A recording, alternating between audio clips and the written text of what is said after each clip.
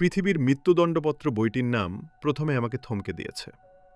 পৃথিবীর মৃত্যুদণ্ডপত্র প্রকাশ হওয়ার পর আরও কিছু কি থাকে? পাঠক মনে এমন প্রশ্নের সঞ্চার হতে পারে। চূড়ান্ত মৃত্যুদণ্ডপত্র হওয়ার পরেও অনেক কিছু বাকি থেকে যায়। সেটা হলো রায় কার্যকর। কবি খুব সাবলীল ও মার্জিত ভাষায় বাস্তবতার নিরিখে সাজিয়ে গুছিয়ে মনের ভাব প্রকাশ করছেন।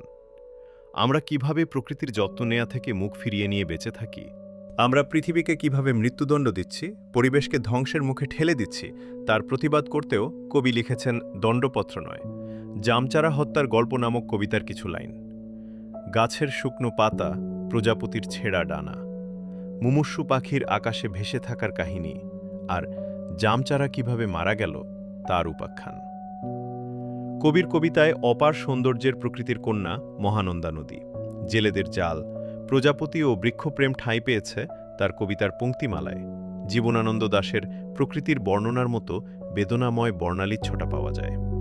পৃথিবীর পুরোপুরি মৃত্যু হয়নি এখনো, সেটি তার আরও একটি দণ্ডপত্র। ২৪ পাতাস, বৃক্ষে নেই শ্বাসপাতা লিখেছেন। পৃথিবী একটু ভালো আছে, কারণ জীবনানন্দ দাশ বেঁচে আছেন, আর রবীন্দ্রনাথের সুর বাতাসের আরও একটি উপাদান হয়েছে, লালন হাসন, মুকুন্দরাম। পৃথিবী বৃক্ষে সবুজ পাতা।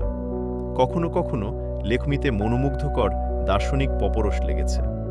দণ্ডপত্র ২৮ হত্যা নদীর গল্প কবিতার লাইনগুলো এরকম। আত্মারও একটা আত্মা আছে, সে কথা ভাবিনি, নিজের আত্মার কথায় ভেবেছি বারবার।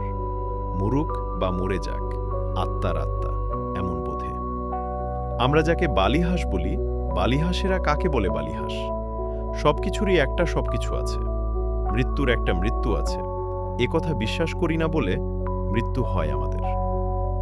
এছাড়াও কবিতার জন্মভূমির প্রতি দেশপ্রেম, নিজ গ্রাম ও গ্রামীণ জনপদের সাধারণ মানুষের কথা তুলে ধরেছেন সাদা কাগজের সাথে কলমের দুরন্ত সংঘর্ষে। শান্তির আস্তানা।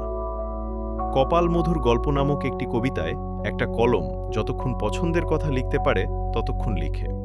কলমের অপছন্দের কথা লিখতে গেলে হয় কালি, শেষ হয় নয় নিব, ভেঙে পড়ে থাকে একা একা। আবার আরও একটি চমকপ্রদ কবিতার লাইনগুলো হল পৃথিবী মাথায় নিয়ে হেঁটে যাবার গল্প।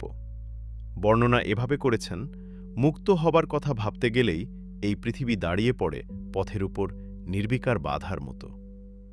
পৃথিবীকে মাথায় নিয়ে বহু পথ হেঁটে চলে যাব।